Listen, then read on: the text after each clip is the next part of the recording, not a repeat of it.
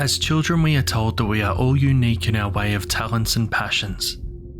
Not everyone is going to have greatness in the same dream.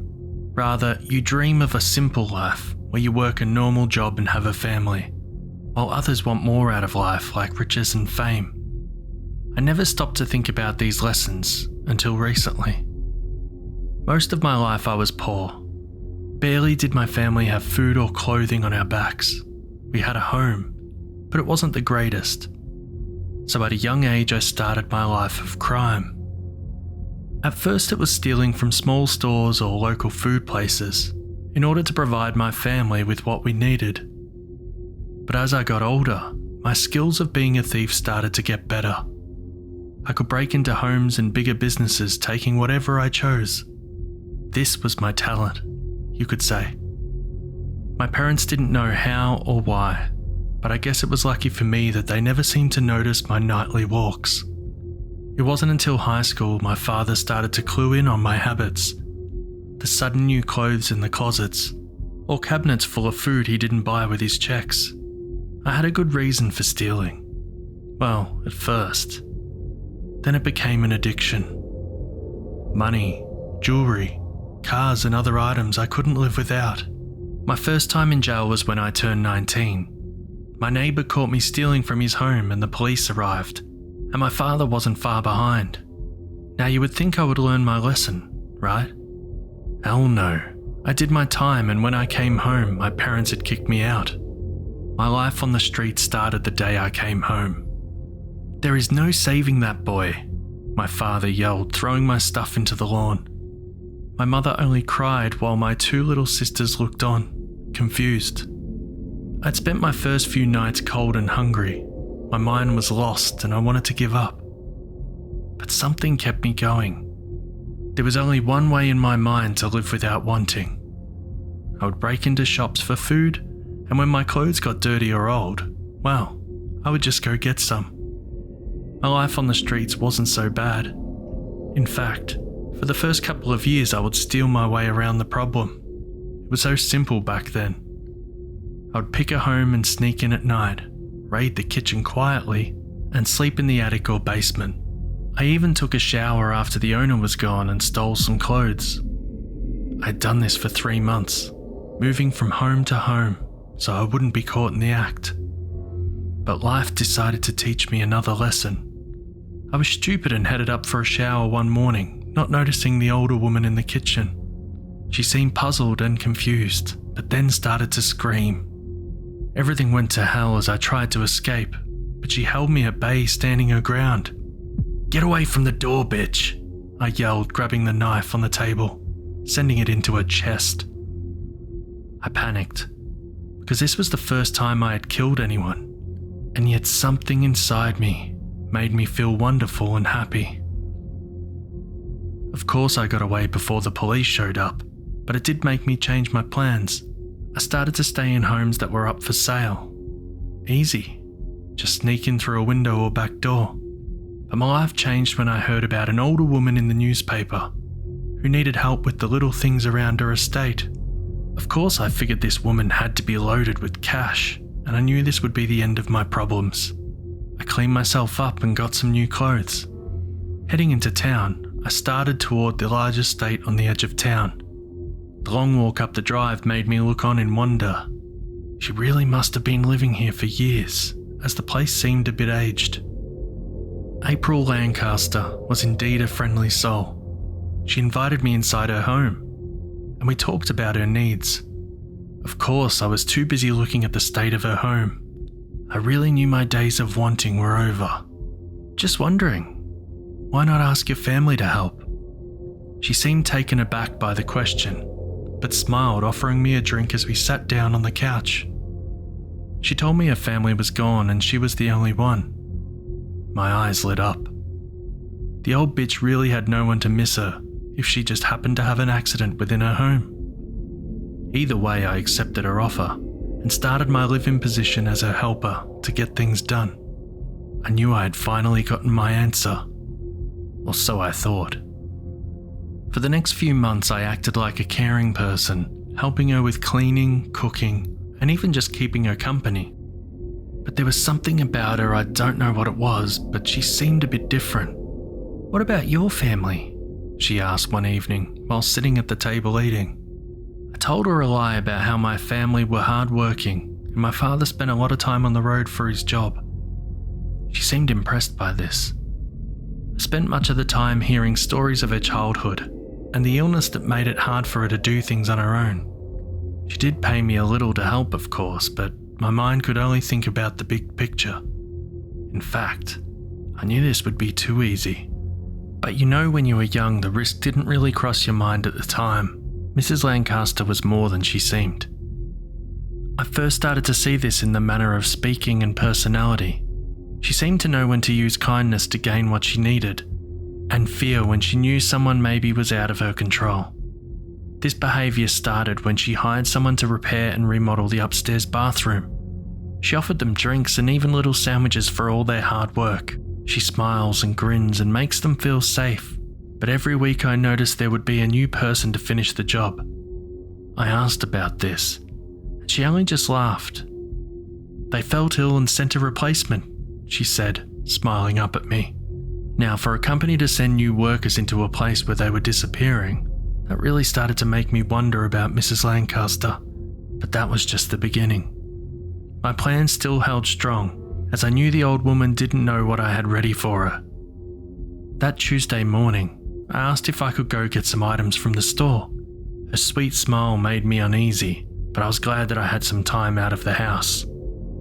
I took my time as I walked along the busy street, going over the plan in my head. I knew the best way to get rid of the old bitch. Of course, I knew not to act so quickly on it. She seemed to be smarter than I was giving her credit for. About mid-afternoon I had returned home, and Mrs. Lancaster was sitting in front of her fireplace. She seemed to be on the phone. I couldn't make out the words, but I knew from her tone it was bad. I excused myself to the kitchen, knowing whatever was going on wasn't my problem. I started our lunch, thinking about this place and how everything would belong to me.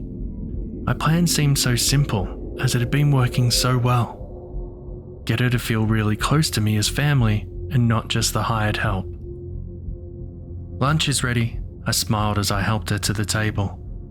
Her grim look made me wonder, but I only sat down and let her eat. She even retired to her room early that night. Whatever happened over the phone really must have upset her.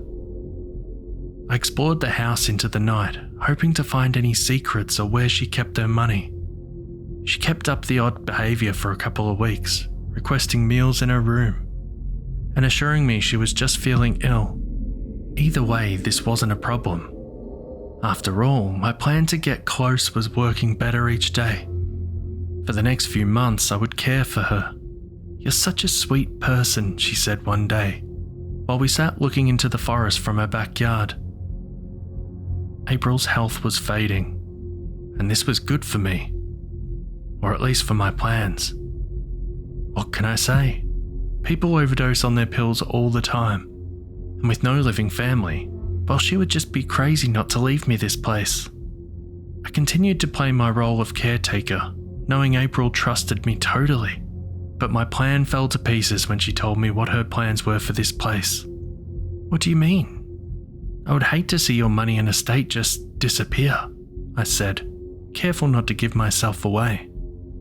April looking confused, but only for a moment. She gave me that same smile. "Oh dear, how sweet. But my house and money will always be mine." I didn't know what to say. For once in my life, I feared her. I let her have peace and quiet that night, knowing I only had one choice: to kill her. The next day I decided to act on my new plan, preparing a meal. I added a bit of rat poison and cooked it well, imagining the effect it would have on her. I had noticed my hands shaking as fear filled my mind. I barely had time to think as sweat rolled down my face. Something seemed off with April today. She had an odd smile on her face. Her skin seemed to have more colour. "Lunch is ready," I said as I laid the plate down in front of her. She worried me, smelling the bite on her spoon before putting it into her mouth.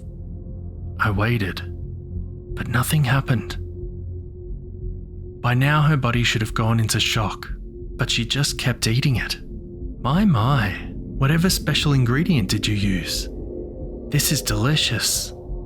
I only nodded, excusing myself for a moment as panic rose into my chest. What the hell is going on?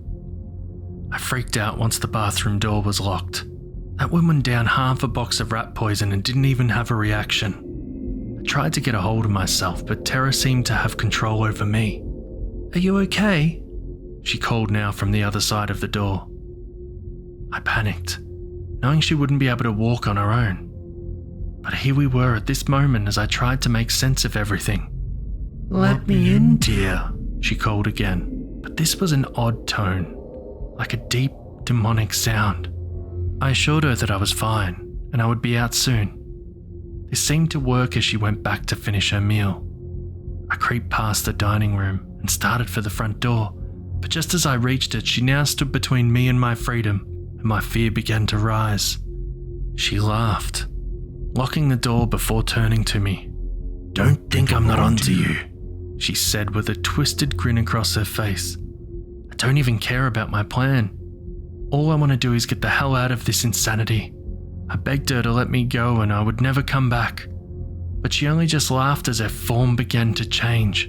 Her body seemed to get thin and long as her hair fell to the floor. I was looking at a demon. Or maybe a monster. But my blood ran cold and she stared at me. I bolted down toward the first door I could find, almost falling down the basement stairs. The cold hallway had 3 doors, all of which were locked. But it was strange black matter that covered the walls. At that moment, I don't know what made me do it, but I reached up touching the black goo, only to be met with the most horrifying image. A face stared back at me, stuck in a scream, as vines went through their mouth and other parts of their face. The lights came to life as she stood in the hall now smiling before throwing me to the floor. A name tag caught my attention. Oh God. I looked up. Every repair guy was in the black goo. I screamed out as she grabbed onto my leg, dragging me to a locked door. She played with the lock slowly, getting it open. I found my strength and kicked her hard in the side. She gave out a scream and let me go. I ran up the stairs and out of that house as quickly as possible and called the police. They looked through the house and indeed found the bodies. What about Mrs. Lancaster? I asked. The cops looked confused before pulling me aside. They told me the only things they found were a torn dress and a trail of black goo going out the back door. Thanks for watching this video. If you want to support the channel, we have a link in the description. Don't forget to subscribe, comment, share, like, and press the bell to get notification when new videos are uploaded. You can send your real or fictional stories to the email address in the description.